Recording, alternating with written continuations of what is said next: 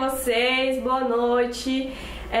Nós estamos aqui mais uma vez reunidos para ouvir a palavra de Deus, né? E eu já quero começar falando aqui um versículo para a gente estar refletindo aí. Fica em Salmos, capítulo 50 e o verso 14. Diz assim: como sacrifício, oferece a Deus a tua ação de graças e cumpre os teus votos para com o Altíssimo. Em outras versões fala da gente entregar como sacrifício a nossa sincera gratidão a Deus.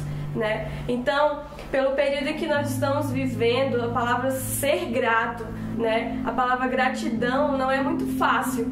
Então eu creio que esse é o momento propício para que a gente possa exercer a gratidão no reino de Deus, a gratidão na nossa vida, E eu creio que para o Senhor isso realmente é um sacrifício agradável a Ele, porque nós estamos entendendo que nós, em qualquer circunstância, nós estamos agradecidos por ter um Deus como o nosso Deus, E que nós possamos a cada dia mais, com as nossas atitudes, com o nosso falar, E também com as nossas atitudes de ação de graça, quando nós estamos ofertando na casa do Senhor, estamos ajudando a continuar esse trabalho da nossa igreja local. Então, eu quero agradecer a cada um que tem contribuído para poder manter todos os dias, a casa do Senhor aqui em Altamira.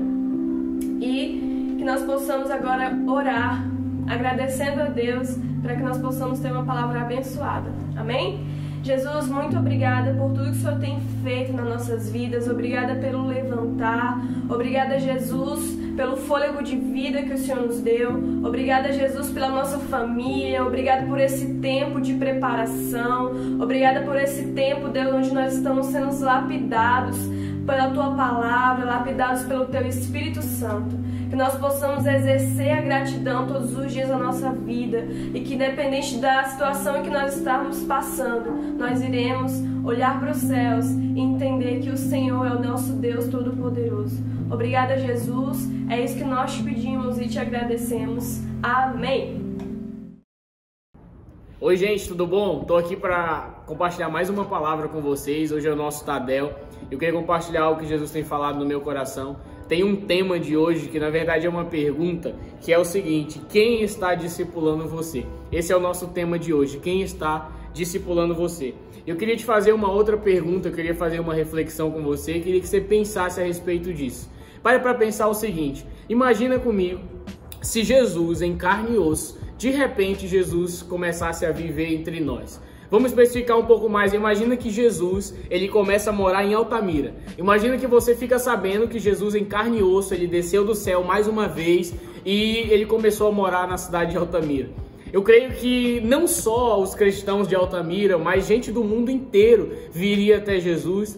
Eu creio realmente que muitos viriam até ele, talvez por uma cura, novamente para receber uma palavra, para receber alguma coisa. Mas uma coisa que eu tenho convicção é que multidões novamente, assim como no passado, voltariam a se reunir atrás de Jesus, em busca de alguma coisa, um conselho, uma cura ou qualquer outra coisa, mas que as multidões voltariam a se reunir em volta de Jesus, voltariam a vir atrás de Jesus. Mas eu quero te dizer com essa reflexão, pensando a respeito disso. Jesus, nós sabemos que quando Jesus sobe aos céus, ele deixa o Espírito Santo. E nós sabemos que Deus, ele é um Deus trino, que ele é Pai, Filho e Espírito Santo. E o Espírito Santo não é menor que Jesus ou menor do que Deus Pai, mas que eles são um só. Então, quando Jesus, ele deixa o Espírito Santo, Deus continua na terra. Deus está na terra. Então o Espírito Santo, ele é Deus na terra. Eu queria ler dois textos com você antes de seguir adiante. Eu queria ler primeiramente João, capítulo 16, versículo 13, que diz assim: quando o Espírito da verdade vier, ele os guiará a toda a verdade. Não falará de si mesmo, mas falará apenas o que ouviu e lhes anunciará o que está por vir. Em João também, no capítulo 15, no versículo 26, diz: quando vier o conselheiro, eu lhes enviarei, que eu enviarei a vocês da parte do Pai, o Espírito da verdade que provém do Pai, ele testemunhará a respeito de Jesus. Cara, eu acho que nós deveríamos pensar um pouco a respeito disso, porque Deus, ele está na terra. Agora, por que a nossa reação, se Jesus em carne estivesse na terra, ela é diferente da nossa reação ao saber que Deus continua na terra, só que ele não pode ser visto e é o Espírito Santo? Sabe, nós deveríamos pensar a respeito disso porque, cara, Deus está na terra. E pensando a respeito disso, desse tempo que nós temos vivido, que não tem sido fácil, tem sido sim um tempo muito difícil, mas olhando com os olhos bons e tentando adquirir algo bom a respeito disso, pense em uma oportunidade, sabe, uma oportunidade que Deus ele tem nos dado nesse tempo, a oportunidade incrível de ser discipulado e de ser ensinado pelo Espírito Santo e por meio da palavra. Sabe, eu não estou aqui anulando a necessidade e a importância de nós termos uma pessoa, mas eu quero te encorajar a pensar a respeito disso, da oportunidade que esse tempo ele tem nos dado de ser discipulados ainda mais pelo Espírito Santo e através da palavra. Lá em 1 João, no capítulo 2, no versículo 27, Jesus falava a respeito do anticristo, dos anticristos que haveriam de surgir e que viriam pregando uma mensagem falsa e que negava a cruz, negava o Cristo. E falando sobre isso, ele diz uma coisa para os discípulos que eu acho interessante. Ele diz assim: mas vocês não precisam que ninguém vos ensine, porque a unção que está em vocês é verdadeira e ela vos ensina sobre todas as coisas. Uau, o que Jesus estava falando aqui a respeito do Espírito Santo. Ele estava dizendo, gente, essa mensagem falsa que está sendo pregada, nem é necessário que alguém ensine vocês, sabe por quê? Porque vocês têm o Espírito Santo e ele vos ensina sobre todas as coisas, sabe? E ainda mais nesse tempo que a gente tem vivido, há uma necessidade muito grande de nós aprendermos a ser discipulados e ensinados pela palavra de Deus por meio do Espírito Santo. Sabe, eu acho que a internet ela sempre foi um lugar um pouco complicado, e eu acho que nesse tempo muita gente foi para a internet, e eu acredito que nesse tempo que nós estamos em casa, a internet para muitos tem se tornado um lugar tóxico e um lugar muito perigoso, sabe? Eu queria até te dar um conselho a respeito disso. Se você é cristão, meu amigo, e a internet tem te feito mal, saia da internet, mas não perca sua intimidade com Deus, sabe? Literalmente saia da internet. Porque eu vejo que durante esse tempo, muitos têm caído em apostasia, muitos têm abandonado a sua fé, muitos têm se enfraquecido ainda mais e de uma maneira assustadora, e passam o dia inteiro, sabe, gastando tempo em coisas na internet que não valem a pena. Eu ouvi algo de um cara uma vez que eu acho muito interessante. Ele diz o seguinte: esse tempo agora, com falta de atividades na igreja, ele só está revelando a falta de intimidade que nunca houve. Sabe, a falta de atividades tem revelado uma falta de intimidade. De repente nós não precisávamos mais vir para a igreja ou estar junto do povo de certa maneira.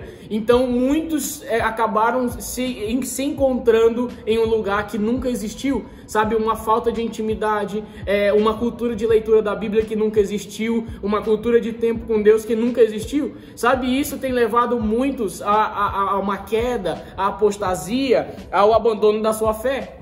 Mas eu queria, sabe, realmente te encorajar, sabe, não só te confrontar, mas te encorajar, sabe, a gastar o que falta desse tempo. Ainda estamos sem poder reunir, mas gastar o que falta desse tempo com Jesus, sabe, com a palavra de Deus, com o Espírito Santo, procurando ser ensinado e discipulado por meio do Espírito Santo. Sabe, o quanto da sua Bíblia você tem lido e meditado nela durante esse tempo. Sabe, lá em 1 Timóteo, no capítulo 4, versículo 15, Paulo ele dá um conselho para Timóteo. Ele diz assim: Timóteo, cuida de ti mesmo e cuida da doutrina, sabe, porque assim você salvará tanto a ti quanto aqueles que te escutam. No passado, lá em Josué, no capítulo 1, no versículo 8, a palavra diz assim: estude esse livro de dia e de noite e esforce para viver de acordo com o que está escrito nele. Em Salmos também, no capítulo 1 e no versículo 2 diz que a sua satisfação está na lei do Senhor e nessa lei medita de dia e de noite. Sabe, uma coisa que eu poderia te dar como uma dica para sobreviver ou para ficar de pé, para ficar mais forte ainda durante esse tempo, sabe, seja cristão. Parece que é algo assim que todo mundo sabe disso realmente, mas eu tenho visto que as coisas básicas da fé não têm sido praticadas por muitos durante esse tempo, e por causa disso, muitos têm se deixado de não ser mais discipulados pela palavra ou pelo Espírito Santo, sabe? Então eu quero te encorajar, sabe, a voltar a orar mais, a voltar a ler mais a palavra, a voltar a gastar tempo com Jesus. Sabe, porque se você não for discipulado pelo Espírito Santo, dificilmente você sairá desse tempo mais forte. Dificilmente você sairá desse tempo com testemunho de vitória ou como alguém que saiu ainda mais forte, que conheceu ainda mais a Jesus durante esse tempo.